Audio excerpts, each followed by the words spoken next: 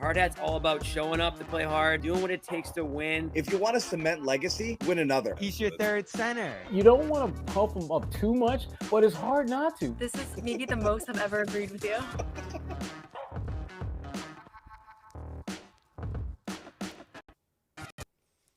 Hey, Barry Manning here. Welcome to the Garden Report Studio Edition. Sorry we're late. We are live before Celtics Pacers tonight. Two-game mini-series, which I always love, and it's good timing because the Celtics in a bit of a rut here, losing 3 of their last 4, something they didn't do last season, and probably off their 2 worst losses of the year considering the positions they were in that Orlando game and in the Philadelphia game. So we'll start with Philly on Christmas. We didn't get to talk about it at length. No, after the game there. But interesting in 2 facets, given that the Celtics haven't played well here, and the Phillies starting to turn this thing around, winning 7 of 10, getting a statement win here against Boston. And with all the pieces intact, and this being the first time all season that they've run this lineup, including Martin and Maxey, George, and Embiid, they looked like the team that they were supposed to be coming into the year, and we both thought that they were going to be the biggest threat to Boston in the East, and in this game, they kind of looked like it. Yeah, they looked like it. At the same time, I think some of the concerns around Joel Embiid's health, and, I still have those concerns. Like, I still worry about Joel Embiid getting through the playoffs, facing the Celtics in the conference finals.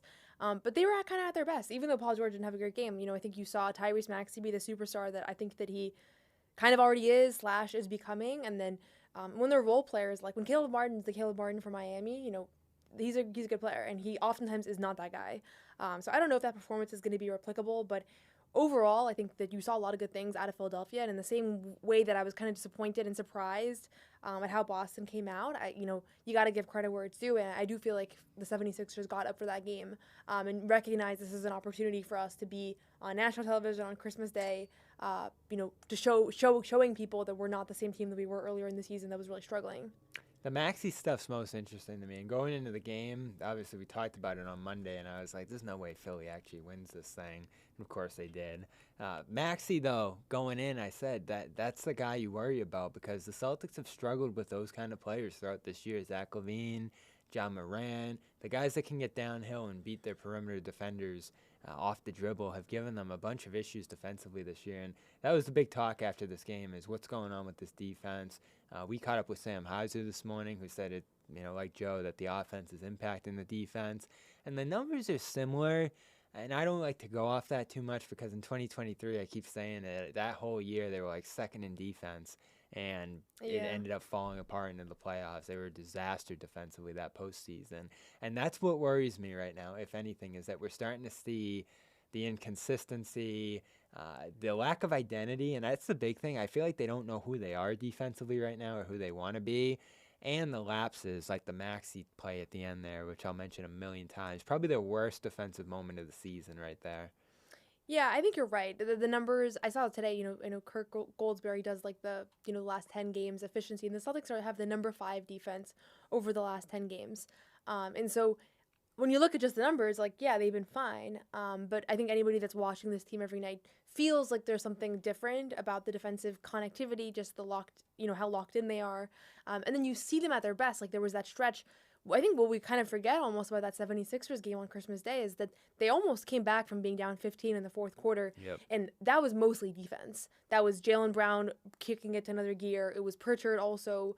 And, they got 3 steals in those final 3 minutes, 0 steals the rest of the game. And so you see glimpses of okay, this team has every reason to be a good defensive team. They really do.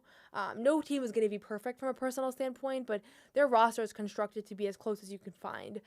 When Jason Tatum and Jaylen Brown are playing to their best defensively, and Drew Holiday and Derek White are, and you have Porzingis and they have enough, and so they very rarely have somebody that can really be exploited on that end, and so it's a mentality and it's a focus, and right now I think from an 82 game season, there's gonna be stretches where you see a lack of intent on that end. And I still am not overly concerned about it, but if in 2 weeks we're still having the same conversation, I think then it becomes more than just a string of bad games and it turns into maybe this is who this team is. But I'm not ready to go there yet because ultimately they played 82 games last year. They had a long playoff run, 3 guys in the Olympics team. It's just human nature at a point to not bring it in every single night. Yeah, and I wrote after the game, this team's different. I think we're at the point where it's not the same team as last year. It's not the same personnel, certainly, even though it's a pretty similar team. And there's been so many injuries so far. Drew Holiday misses this game. Kristaps Porzingis has missed a ton of time to begin this year, on and off with tweaks since he got back from his injury that forced him out for the first couple months or so there. And that's, I think, part of why they've been so off-balance defensively. And part of it is your different defense with Porzingis in there and Holiday, certainly. And then they've gone back and forth between a bunch of priorities, I feel like. Start of the year, they're trying to take away threes.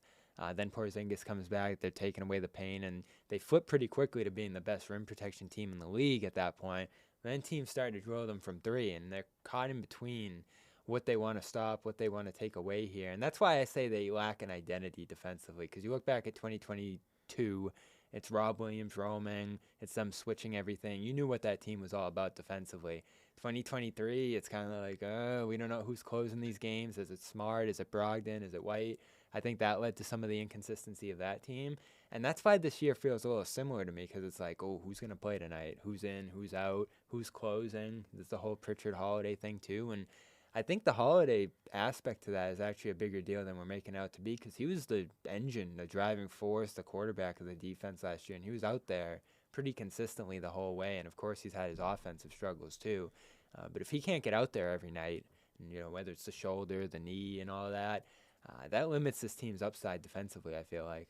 Yeah, I mean, Drew Holiday is critical to this team, and I think when we think about last year's championship, like, he might have been the X factor that they haven't had in previous seasons that actually helped them get over the top. I don't know that you can attribute it to one guy, but if you do attribute it to one guy, he's certainly in contention for that. I have a hard time, like, I don't want to say complaining, but talking about Celtics injuries this season, because compared to what other teams are dealing with league-wide, where they've had these massive, serious injuries to their star players, which I feel like most teams have had, they have been relatively healthy. It's kind of these knicky-knack things where guys are missing a couple games here, a couple games there, with the exception of Porzingis, who obviously has missed extended time. But I'm not worried about Holiday from a health standpoint. He has been in and out of the lineup, as has a bunch of the guys, and maybe that lack of continuity with that starting five has hurt them. I mean, I think you look at the Knicks starting five, they've been out there every single game, it's been just a few games where the Celtics have had their full top six available, between Porzingis being out and Holiday and Derek, and everybody's missed some time. So I get what you're saying, but I think that can't be the explanation here ultimately, just considering like how other teams have been dealing with significant things. So what has made them so inconsistent in recent weeks, you feel like? I think it's just a mindset thing. I think it's really hard to replicate the real emotion of losing in Game 7 to the Heat. Like, they came back that following season with this obsession with winning a championship, and you could see it every night. There were so few let-ups. There was a handful of games, but really not a lot considering the length of a season where they just weren't 100% locked in. And we saw what happened with Denver last year. Like, when you win that championship, there's a reason why it's so hard to do it again. Nobody since the Warriors has even made it to the conference finals. Like, that is an insane statistic when you think about it. This could be a season-long, not issue, but factor in yeah, absolutely. They repeat or not. And I think that's why when people have started saying, like, is this team going to be a dynasty? Like, is this a shoe-in? It's just not the way this league is built. This league is not, right now, especially with the new CBA, like, it's not built for dynasties. And so they're swimming against the current here. And the reason that I felt confident from the beginning of the season, and I still do, that this group has the ability to repeat when most teams haven't, is because of the individual guys that are kind of running the show there. Between Joe Mazzulla, who I think is an excellent personal motivator, between Jason Tatum and Jaylen Brown, who are two stars that are known for their hard work and their continued improvement in this league. Guys like Al Horford, who are just great locker room presences. Like, I don't know that all these other championship teams have had all those pieces. Not to mention, obviously, they have a lot of talent, so it wasn't like a fluke thing. But I still think that at the end of the day, the people that they have on this team are going to help turn the ship. And it's not a guarantee by any means. I don't think we should be surprised that they've hit a stretch here during the season where they're not playing their best basketball, because it was pretty much inevitable that was going to happen. They looked inevitable to start the year, though, with the shooting, with the offensive performances that they got across the board there. And I do think some of the guys coming back to earth showed how much of a team effort it was last year. You had a lot of massive contributions up and down the roster on the way to the championship last year that haven't been there to begin this year, whether due to injuries or general inconsistency to start the year. More guys down than doing the same thing or up at the start of this season. And for Philadelphia, it's a year from hell. I think that's probably going to continue here because even in this win, Embiid goes down, McCain's out for the year. So there's still a lot of strange stuff around this team. And then Embiid got hurt falling into the crowd before the game and then got hurt again late in the game, his other ankle there. So it didn't get any less weird for this team in this game, but you do see the construct of a team that can match, play with, and bother Boston in different ways. And Joel Embiid talked about that ability to match up with Boston and their new personnel after this game. How much better do you feel like you guys match up against Boston compared to in the past now? We've always lacked wings, and when you go against Boston, you need those wings. You need guys that can switch, and obviously they got a bunch of great players. Starting with JT, JB is great. So you gotta be able to guard those guys. They want to shoot a lot of threes. They play a lot of one-on-one, create for their teammates.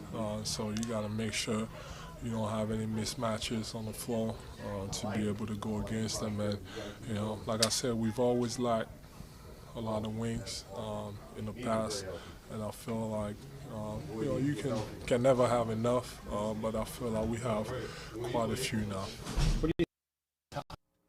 Embiid there saying they have a lot of wings this time around, and I do think he almost caught himself dissing past versions of the Sixers, which he's done before, and said in the past we didn't have a lot of wings. They had Ben Simmons, they had some other guys, but I get what he's saying. Tobias Harris, who just left. And George wasn't great in this game, but just having him out there, a presence who can stay in front of Brown, Tatum, that's the name of the game if you're going to try to match up with those guys. And they got Martin because of his success, because of his ability to match up with Boston almost exclusively. It was like the Horford signing that they made years ago, and he's been inconsistent to start this year. But him showing up against the Celtics matters, and you have Embiid in the post, and I like that too because even though the Celtics hit 23s in this game, it pushed them out to the perimeter, so they have to hit threes to be able to beat Philadelphia. They couldn't get to the rim inside the arc in this game. So I like the general matchups across the board. I think that size hurts Boston, forces them to play bigger, as they did throughout much of this game. And Maxi's speed, again, I don't think they have an answer to that. And he's harder to take advantage of in the defensive end of the floor than he has been in the past. So do I think Philadelphia can beat Boston 4 times? Given everything that's happened this year, and it's probably going to continue to happen with them, I say no. But they do have the pieces, if everything goes right, that you can actually imagine it happening. Yeah, I mean, a couple weeks ago, I feel like we were getting made fun of for picking Philadelphia as the biggest By Jimmy? By Jimmy, yeah. And maybe others too, but I get why, because obviously they had just a disastrous start to the season, but ultimately, like, they did have an off season that was thought-provoking in a way. They still have more talent than most of these Eastern Conference teams, and I know that all Celtics fans are not worried about Philadelphia because historically Boston always comes out on top. But what if you see them in the first round? That's where I think you're the most worried about them, because they're still fresher at that point. No, because that's a way harder team than you want to see in round 1. Oh yeah, I mean definitely it's a harder team than you want to see, but at the same time, I think you might face. There's a number of teams that could be challenging in the first round. And I never really wanted, we thought about Miami last year. Obviously, Jimmy was out, but I liked the idea of a hard first round. I actually don't think that that's a bad thing. We talked about Atlanta the year prior and, how maybe sometimes the weak teams are the ones that can give you trouble because we know this team has a history of overlooking people. So I'm not worried about when it would happen. But I do think that if Maxey continues playing the way he's been playing of late, if Embiid can get healthier, and then if Paul George can find some rhythm, because he's a shell of himself right now. And I still think defensively he gives them something that they haven't had. I thought that he was good defensively versus the Celtics. He's not the defender he once was, but he's still very solid. But he's gonna find some rhythm that he doesn't right now have. So I don't think that they've hit their stride yet. So I'm excited. I'm glad they still have a couple more matchups. I feel like the Celtics have already finished with their Milwaukee Bucks, stint. So now they still have 2 more games against Philadelphia, and we'll see. I think Christmas Day should light a fire under them. The fact that happened on national television on Christmas Day. Nobody wants to lose on Christmas. And I think that they probably felt comfortable that they were going to win that one, and then were kind of stunned afterwards. And post-game, I thought that was the first time this season where guys were willing to be like, this is, we're not playing great. We need to do better. So far after every, the first 7 losses, we heard things about, this is good that this happened, or we took this away, or we played hard, we just, we didn't make shots. This was the first time where I felt like they were willing to say it was more than just a single game issue, but there was a larger theme. And so I'm curious how they'll respond to that. If that's indicative that, next game they're going to come out and we're going to say, wow, whatever they talked about worked, or if it's the beginning of a lot of press conferences where people are saying things like that. And that starts tonight against Indiana. We'll get to them in a little bit here. First, I want to let you know about Prize Picks, and there's no better time to run your game on Prize Picks than right now with football going on, the playoffs fast approaching, and basketball every night now. And it's basketball back in full swing now that Christmas is past and the NBA Cup and all of that. Every night you're getting basketball action across the sports world, and hockey, baseball will be back before you know it as well. And on Prize Picks, all you have to do is pick more or less on at least 2 players to win up to 1,000 times your cash. Run your game all season long on Prize Picks, America's #1 daily fantasy sports app, and your full season leagues probably come and gone at this point. So go over there for daily fantasy action where you can just pick 2 or more players and win if those projections hit. They're always giving away free squares. They did a Nikola Jokic one, more than 0.5 points on Christmas, so always great opportunities, whether it's that or Taco Tuesday, to just get more action out of Prize Picks. And it's a great experience right on your app. You can see what they're predicting guys are going to do each and every night. So go over there and check it out and use the code CLNS to get a $50 bonus when you play a $5 lineup. Just use CLNS, play $5 and get $50 in bonus credit over at Prize Picks. You don't even need to win to get the bonus over there. So again, Prize Picks, run your game, CLNS, $50 instantly after you play your $5 lineup. Before we talk about the Pacers, I want to talk about Jimmy Butler because we got some news on him yesterday from the Heat directly, who said, we're not trading Jimmy Butler this year. There was a report before that he preferred to leave Miami at this point. So the first official stance from his camp that he wants out effectively. I know they're not calling it a trade demand, but that's effectively what this is. And then he sits out the game last night with return to play conditioning, which sounds pretty dubious, and he's going to miss the next 2 apparently with that as well. So this is a standoff now.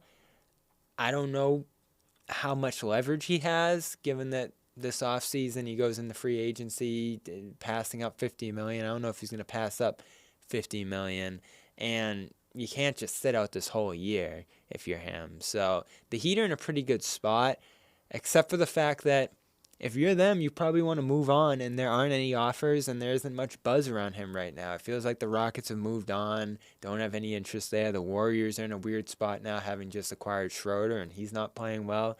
They're not playing well, losing of 7 of 10.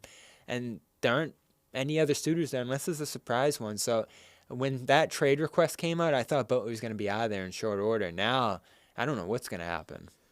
Yeah, this is a weird situation because on one hand, you do want to trade him to get something for him. You don't want him to just walk. So if you're Miami, I understand why they're signaling that they're not going to trade him, but you'd imagine that they're making calls. Maybe they've made all the calls there are to make and realized that they don't have really any. That's got to be what it is. Yeah, that might be what it is. This has been an interesting, from just an NBA reporting standpoint, this has been an interesting saga because from the beginning, Bernie Lee, I believe is his name, Jimmy Butler's agent, has been resounding in his denial of all of Shams' reports around Jimmy wanting out, Jimmy, requesting a trade. And I think the language is that there's not been an official trade request, but obviously the situation is strange. Obviously, we've seen Jimmy's increased, disenchantment with the franchise over the last season and a half. I would say dating back to when they didn't trade for Damian Lillard. I feel like you've started to see a lack of investment. And then I think last year with Pat Riley calling him out, I know some reports have stated that was a little bit of an inflection point for him when Pat Riley said, if you're not going to play, keep your mouth shut, which was certainly an interesting press conference. They, for all intents and purposes, seem done with him. And I think this they is seem him done with saying, him, yeah. And I'm they done with you too. They have a lot of young guys. So Yep. It's like his timeline no longer matches that franchise.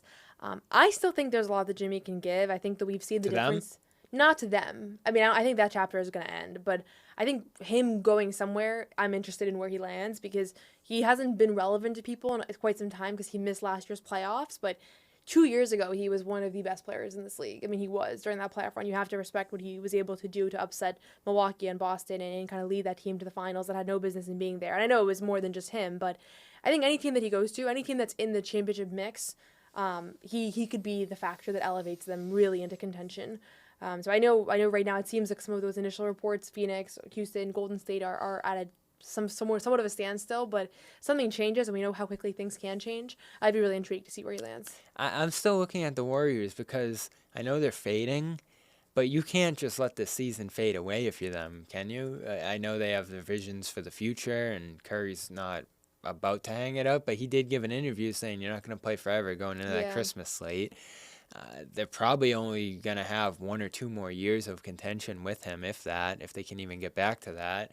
And they're not a contending team right now. I mean, they're on the verge of falling out of the postseason picture altogether in the West. And unsurprisingly, the Schroeder thing's not working right now. You could give it some time. But he was a dubious fit there to begin with, in my mind. So I know you mentioned before that they could put him into a deal like this. Kuminga, he's a free agent this summer, so I don't think there's any strong commitment to him. And Butler's fit, I have questions about too, but it's more natural than Schroeder's. At least he's just more impactful, consistent player than Schroeder. So I don't know why they don't kick the tires on this. I know it's going to get tricky from a draft pick perspective, and you're going to have to throw Wiggins in there, who I'm not even sure the Heat would want. But to me, that still makes the most sense of any team here. And the Warriors are going to get so desperate at a certain point that I think they're going to almost have to do something like this. Yeah, I think you're right. I mean, Steph Curry's too good right now still to just call it. Like, I think that's why they re-signed, Draymond, why they're not willing to just ship out the rest of the young core in favor of winning now. But now, they can also, Butler save them? I think their problems are probably a little deeper than his. But here's the thing, though. Like, a couple months ago, at the beginning of the season, the Warriors were looking like one of the best teams in the West. And so I was so intrigued by them after they beat the Celtics. But that's just the way this league is. Like, things change so fast. And a team like Oklahoma City, one year they're in the play-in, the next year they're the 1 seed. And, like, Houston Rockets, last year to this year, it's just a massive jump, right? And so sometimes it's not about a personnel thing. It's about things just coming together. I mean, nobody could have predicted the Sacramento Kings' downfall this season, just the extent to which they've plummeted. And so I still think the Warriors have enough. That being said, I'm not a big fan of Jonathan Kuminga, and I think that he's critical to that team and what they're doing. And so I think at a certain point, he either has to start playing a lot better, or you got to get him out of there. And I think Andrew Wiggins too. We've seen the highs and lows of him, certainly in 2022 being so critical, and then other times just being like a below average role player. So there are so many individual guys whose performances can fluctuate quite a bit, but Draymond still is Draymond Green. I think you see flashes from him defensively where I'm like, we're watching a guy who is a very special player on the court. Steph Curry, Christmas Day was a perfect example, but just the Olympic run, like he still has it. He's just not the same guy, but there's just so many. Buddy Hield's another example of a guy who earlier in the season was looking like the steal signing. I know, he always goes back to the mean, but I don't know. I'm still intrigued by Golden State. I think Jimmy helps, but Jimmy right now is like a question mark to me because we haven't seen him play at a high level in a very long time consistently, but I think he still has it. I don't have any reason to think he doesn't. But then again, sometimes it's, maybe we saw the last of the great Jimmy Butler, and that was, last year's playoff or 2 years ago's playoff. So from an availability standpoint, certainly it feels like we've seen him at his most available, and it's going to be sparse from this point on. But his holdout now, and that's what this feels like going on this road trip here, is pretty telling of how quickly this could escalate here. And we'll see if they're able to tamper it down. Clearly the statement was an attempt at that, but he's going to miss these next few games here, and that's going to further pressurize the situation. I don't think people are going to buy that this is conditioning for much longer here, but we'll keep an eye on that. It's obviously the biggest story from a trade standpoint around the league, but the Celtics, everyone else, getting back to regular game action here, and the next 7 games, we've said it, are going to be telling about where the Celtics are at right now. And if you want to attend those games, go to the Game Time app. They're home for the next 3 games here in Boston, so you can get great deals over there on Celtics and whatever other tickets you're looking for, concerts, events, hockey, baseball coming up soon here, and of course the end of the football season into the playoffs is all available on Game Time. And if you use the code CLNS right now, you'll get $20 off your first purchase. Terms apply over there. What do you get? You get all-in pricing, so you know exactly what you're paying for. You get bonus flash deals going on all the time over there as well, along with panoramic views of your seat, my favorite feature over on the Game Time app. So download it today and use the code CLNS for $20 off your first purchase over there. Again, terms apply. What time is it? Game time. So the game tonight, Celtics Pacers. A few guys missing on that Indiana side. Neesmith's been out for a while. Obi Toppin got hurt last night. So it's not a fully loaded Indiana side, and there's still those bumps and bruises Porzingis and Holiday are coming off of here. I feel pretty good about Porzingis coming back for this game. Holiday, we'll see. But regardless of who's out there, the Pacers are going to push them with a style, with personnel that, what have we talked about already here? Speed, bunch of different sets all within one, and just stuff that's going to space out and challenge the Celtics defense here. And we already saw that give them a extremely difficult time in the East Finals. Now, Halliburton's struggling immensely. He only had 4 points last night, which he's done throughout this season. He's down like 16 a game. And they have a bunch of other inconsistency issues on offense, along with the same defensive issues as last year. So this might just not be the same Pacers team. They're like the 10 seed right now, or down in that play-in territory. So maybe I'm overstating their ability to push the Celtics here, the way that some of these recent teams have. But it's at least an intriguing pair of games coming off some already difficult games for Boston that you can look at and say, all right, this might be a challenge again. Yeah, I think Indiana is in that category of teams. I don't want to say in the Orlando Magic category because they haven't accrued that many wins over the Celtics over the last few seasons, but they always give them a good fight. And they beat them earlier this year. Yeah, obviously beat them earlier this season, beat them in the in-season tournament last year. So there is some history there, but they're just a tough matchup. I mean, how many times has Joe Mazzulla said that was the hardest series that they had last playoffs? I feel like he went on a press tour saying that was a big, that was a common understanding that we all shared, I think, from following and covering this team. So it's gonna be a good 2-game series. I love the fact that they have a mini series right now because it gives them a little bit of that playoff preparation process. And we've seen a few of these this year. There was the Chicago mini series. There was the Charlotte one. They're always a good opportunity, I think, just to play a game and then adjust and then play another game. And both teams are making those adjustments. And this is a moment in time where I feel like they're at an inflection point in their season. I'm sure they feel, whether or not that's the perfect characterization in their eyes, I'm sure they feel like there's a little bit of an extra significance right now playing, just considering this most recent stretch and some of the feelings around it and the Christmas day of it all. So I'm looking forward to this one. And I do think that regardless of how Halliburton's been playing and the fact that Indiana has been underwhelming, I thought they were going to be a lot better this season than they have. They still have the pieces to be very difficult for the Celtics. And we've seen that. We saw last year when Halliburton went down how difficult they were to face. And so I never count them out. They're one of the teams that I have a lot of respect for in this league. And we also know that it really doesn't matter who they're playing. If they're not going to bring their A game, like any team is capable of winning here. So perfect timing for a mini series against an Eastern Conference opponent that they have history with and that has given them some trouble over the years. And Siakam rolling too, and I'm still so impressed by what he did in that series. Completely torched them. They had no answer for him. Whether they want him to go off or not, it's another question. But he got anything he wanted in that series, especially from inside the arc. And Halliburton, I don't know what's going on with him. There's back issues to begin the year, maybe similar to what Hauser's dealt with, and it would make sense for his production to drop off if that's the case. But they're not the same team without him. And last night against the Thunder, they're competitive. They're in that game, and they faded so fast late because they didn't have a go-to hand late in that situation. I know Matherin's been able to give them some quick points off the bench, which is a nice difference. He killed the Celtics earlier this year, by the way. Then you had Andrew Nembhard going off. Matherin's been starting quite a bit too, right? So Nembhard, he can fill into those Halliburton shoes, but it's Halliburton's playmaking, shooting, and all the way down the line that made them a special team a year ago. And I know he went down in that series and they stayed competitive throughout. McConnell, a big reason for that as well. But I feel like Halliburton needs to be great for them to actually beat the Celtics in these games, and he hasn't been that so far. No, I mean, thinking of where he was a year ago, he was the top vote getter for Eastern Conference All-Star. And he made All-NBA too, right? Yeah, he was All-NBA. I thought he shouldn't have made All-NBA just because he did drop off immensely after the All-Star break. I thought someone like Jalen deserved it over him, but point being, he hasn't been Tyrese Halliburton that we saw in the in-season tournament, for example, since it's been almost a year now. It's been like almost a full year, because in the spring he just wasn't nearly the same guy. He was playing on minutes restrictions. I think some of that was chasing All-NBA and chasing the money and accolades that come with that. He had that brutal injury against the Celtics. Yeah, and then the hamstring thing, and a lot of that stuff's connected. Didn't have the hamstring in the back. I don't know exactly. I know in the Olympics he obviously wasn't in the rotation, and then there were some reports that part of it was that he was dealing with some injuries. So he's also one of those guys. I mean, he wasn't on the finals team, but he's one of those guys that played through May, played on the Olympics. Great point. And a lot of those guys have been struggling. And so I think he's going to bounce back. I still think that I love his game. I love the fact that he's like just a great passer. I like the fact that his unorthodox shot has proved people wrong, and at his best, he's so fun to watch. When he kind of ascended into stardom last year during the tournament run, I thought he's one of the guys that's going to really capture the league by the storm. So his struggles have been disappointing and kind of hard to explain because some nights it looks like he's just not looking for his shot. He looks like he's just not being aggressive. Like he almost reminds me a little bit of like old Rondo before he could shoot. Where he's just really, really avoiding the basket. And he was a really good three-point shooter at points. So some of it's just a confidence thing too.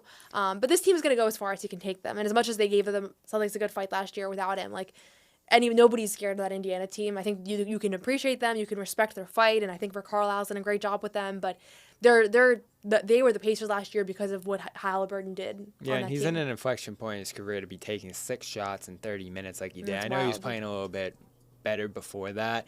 But that's all aggressiveness and assertiveness. He has the green light on that team and the ball in his hands. So there's no excuse for him to be taking 6 shots in a game. That's like almost Ben Simmons stuff that you're talking about there. So we'll see if he can get back to himself in this mini-series here. Between the Celtics having, and I know I said this going into Christmas, so we'll see if it actually plays out, but them having a wake-up call the last couple games, Indiana having no answers defensively, especially when you consider Toppin and Neesmith out as their wing defenders, essentially. Siakam can do some stuff there, but they're missing some bodies defensively, and offensively, they've had a weird dynamic here with the whole Halliburton situation. So I actually do think the Celtics are going to take both of these games here. They'll be close, they'll be competitive, but I think the Thunder game last night is a good example of what the Celtics are probably going to do in these games here. And the second game could be a runaway, given the way the Celtics have been able to adjust coming off the first ones. Yeah, that's a good point. They really have been able to adjust off those first games in those mini-series. It's fun that they're both home, so you don't have that travel in between. You're really just able to focus on these 2 games. And they don't have practice tomorrow, so they're kind of sort of saving their legs in between this more difficult schedule. And yeah, after this, you get Toronto, and then you're going out west for, I think, what is going to be the beginning of a very difficult January. And so you want to rack up some wins here. I think these 3 games are all very, very winnable. And then when you go out west, you're going to drop some. That's just inevitable with the travel and just the level of competition and some of these teams being brand new, at least this year's iteration. But if you win all of them, you make that statement again that you're by and far above the rest of the league. So I wouldn't rule it out either if they do get themselves right here.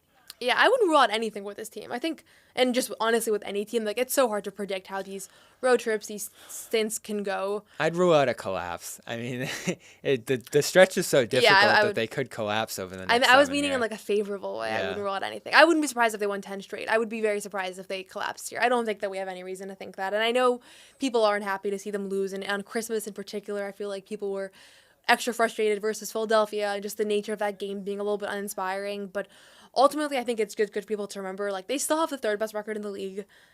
By all numbers, their defense and offense have both been good this season, as much as we've had our own qualms, and there have been guys that have struggled individually that I think are going to regress to the mean. I think Jaylen Brown's going to find an offensive rhythm that's more consistent. I think Drew Holiday's not going to shoot 32% from 3 all year. So overall, this is going to be a good stretch for them to show where they're at mentally too. I think some people were calling out the team in post game, and so this is an opportunity for them to respond. And I'm really intrigued for this weekend. I think we're gonna have a much better sense of this team after these next 2 games versus Indiana, just how they were able to respond to a difficult stretch. All right. We'll have coverage of it on the Garden Report. Post-game live begins right after the game tonight, 7:30 tip-off. Celtics, Pacers. Rematch of the East Finals and the first of 2 games between these 2 here in Boston. Ahead of the new year, just 3 games left in 2024, and then they're off on the West Coast trip. We'll probably preview that West Coast trip later next week. But for now, Noa Dalzell, Bobby Manning, check out Prize Picks, check out the Game Time app as well. Use code CLNS for both of them over there, and we'll talk to you later tonight after the game. Thanks for joining us here in a studio edition of the Garden Report.